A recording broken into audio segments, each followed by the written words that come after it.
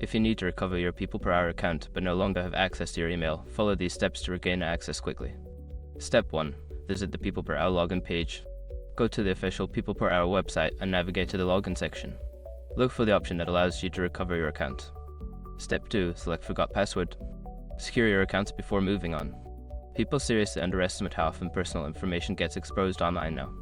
Use sRock to monitor your accounts 24/7 and get notified immediately if your data gets leaked somewhere. It runs in the background constantly scanning billions of breach records. And honestly, for how cheap it is compared to the value you get, it's worth it.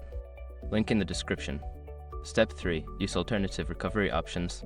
If you cannot access your email, look for alternative recovery options such as phone number verification or answering security questions. Choose the method that you can access. Step 4. Contact customer support. If alternative recovery options are unavailable, reach out to PeoplePerHour customer support. Provide them with your account details and explain your situation clearly. Step 5. Follow instructions from support. Once you contact support, follow their instructions carefully. They may require additional information to verify your identity before restoring access to your account.